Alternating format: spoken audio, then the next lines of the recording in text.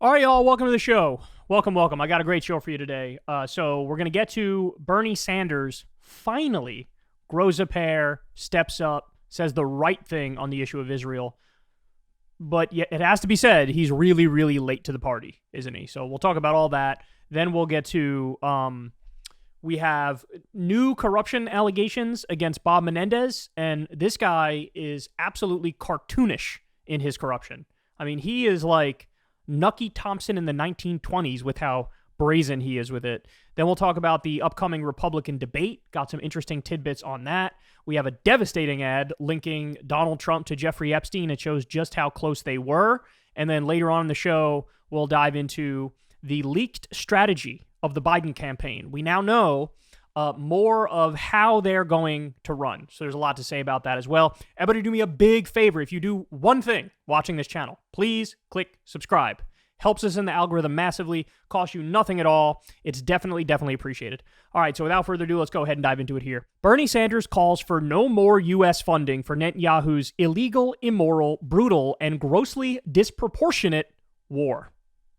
Okay, so we're going to get to more of the specifics in a second. But let me just say, this is the first time I think you can read his comments as like a real clean break with Israel where he's like, all right, you know what? Too much, too far, had enough. This has got to stop. So I guess credit for that. That's good.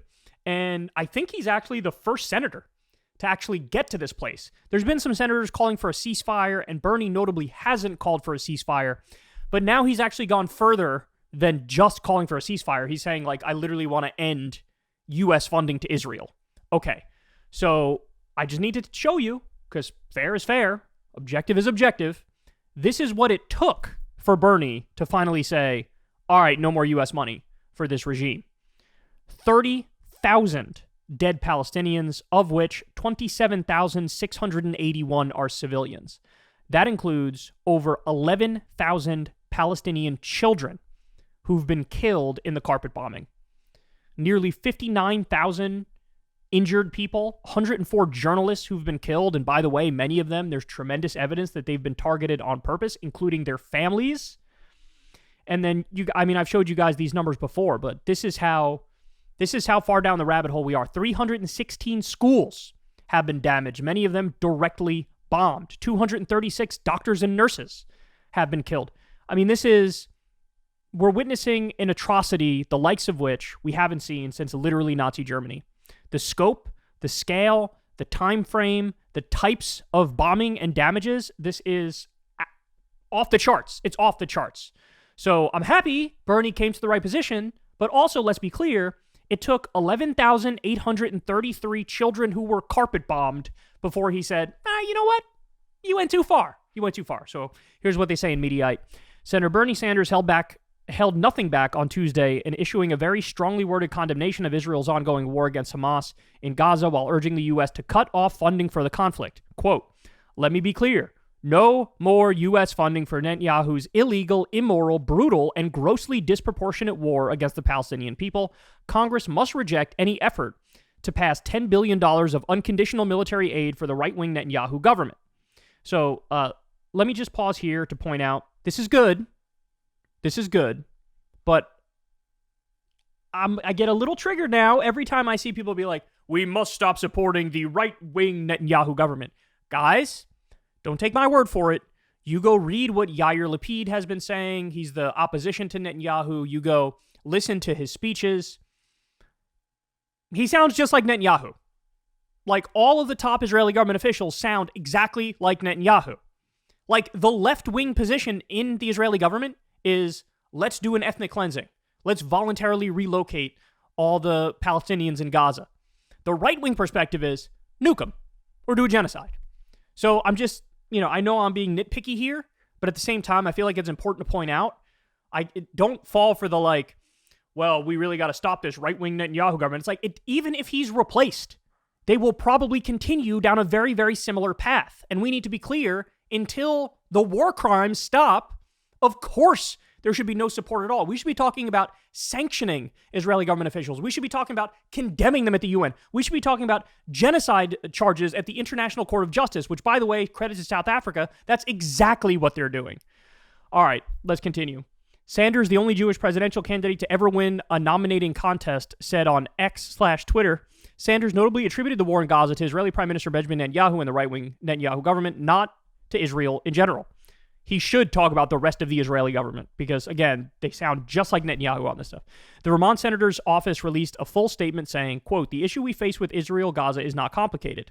While we recognize that Hamas's barbaric terrorist attack began this war, we must also recognize that Israel's military response has been grossly disproportionate, immoral, and in violation of international law. Okay, so that's true, but I will say October 7th was horrible. There were 45% of the people targeted by Hamas were civilians. 100% condemn that. That's horrible. 55% were military. Okay. Israel's targeted 92% innocent civilians. That's all really bad. Also, it is a little misleading to say it all started on October 7th. That's just not true. There were like hundreds of Palestinians who had been killed leading up to the attack on October 7th. So I just want to be accurate with our history here, right? And of course, you have to bring up the whole history of the region and the endless occupation. Like, all that matters. So I get a little triggered when it's like, it all started on October 7th. You could argue that this phase started on October 7th, but there was definitely things preceding that, which are crucial and vital context that shouldn't be ignored. All right, let's continue. And most importantly for Americans, we must understand that Israel's war against the Palestinian people has been significantly waged with U.S. bombs, artillery shells, and other forms of weaponry, and the results have been catastrophic. Since October 7th, over 22,000 Palestinians have been killed by Israeli strikes. 2/3 of these victims have been women and children, and 57,000 have been wounded. Since the start of the war, 1.9 million Palestinian men, women, and children have been driven from their homes. 85% of the total population of Gaza, according to an analysis of satellite radar data. Nearly 70% of the housing units in Gaza have been destroyed or damaged by the Israeli bombardment. Today, not only are the vast majority of people in Gaza homeless, they lack food, water, medical supplies, and fuel. A recent UN report indicates that half of the population, of about 2.2 million, are at risk of starvation, and 90% say that they regularly go without food for a whole day. He's singing a really different tune now about this, isn't he? The chief economist at the World Food Program said the humanitarian disaster in Gaza is among the worst he has ever seen. This cannot be allowed to continue. Congress is working to pass a supplemental funding bill that includes $10 billion of unconditional military aid for the right-wing Netanyahu government to continue its brutal war against the Palestinian people. Enough is enough. Congress must reject that funding. The taxpayers of the United States must no longer be complicit in destroying the lives of innocent men, women, and children. So look, it appears like he's hit some sort of a breaking point. But I will say, this is purely speculation on my point. Purely speculation. But here's my guess, man. First of all, everything he's been saying on this topic all along, he's been getting a torrent, an absolute tsunami of massive disagreement from people who normally absolutely love him. Did that impact him? Well, I don't know, for the simple reason, I don't know if he reads social media. I don't know how much in touch he is with the actual grassroots. I mean, he's really old, right? And those people are unplugged. Honestly, in a sense that usually is more healthy than the younger generation that's always plugged in. But my guess is, look, Bernie is surrounded in, like, his staffers. These are all good, decent, caring people. These are all people with really good politics. Like, for example, I think of Warren Gunnels, his policy guy, amazing guy. And you pick somebody out in Bernie Sanders' office and in his inner circle, I'll show you somebody who is an incredibly decent person who may be even to the left of Bernie Sanders himself, okay? So my guess is, I think his inner circle got to him. I think they really, like, almost had an intervention and sat him down and was like, listen, man, the stuff you've been saying is totally unacceptable. We're witnessing what is effectively a genocide happening right in front of our eyes. If Israel wasn't trying to target innocent Palestinian civilians, why the hell did they do a medieval-style siege which punishes 2.3 million people? No food, no fuel, no water, no electricity, people drinking salt water to survive, kids getting their legs amputated without any anesthesia. What are we talking about?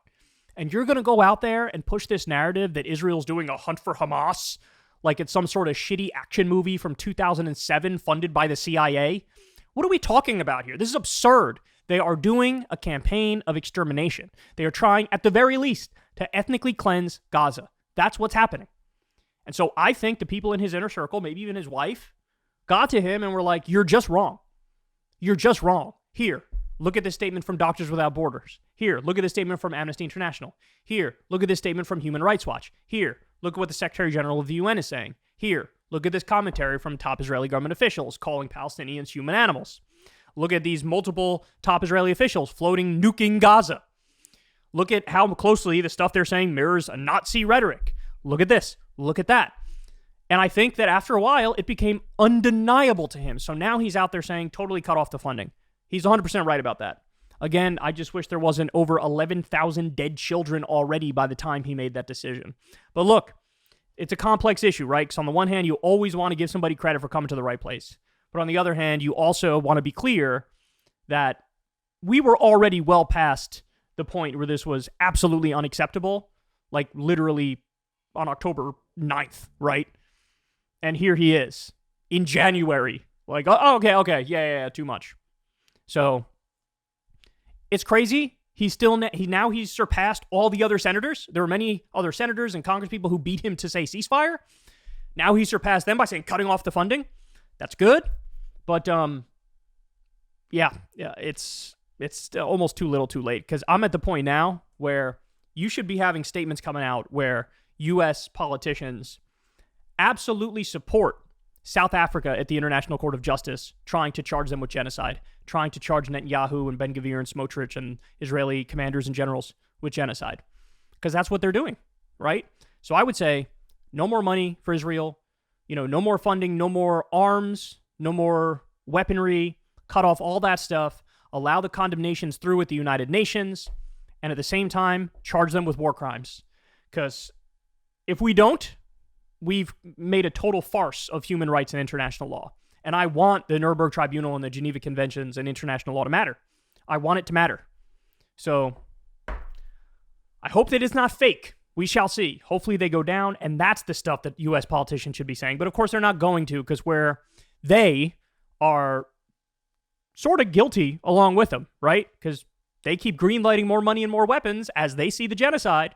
So that would also sort of implicate them. So I doubt they're gonna support that, but that's what people should say. Hey y'all, do me a favor and like and subscribe. It helps out big time in the algorithm. Click the bell as well for notifications when videos drop, and watch that video on screen right now. You know you want to.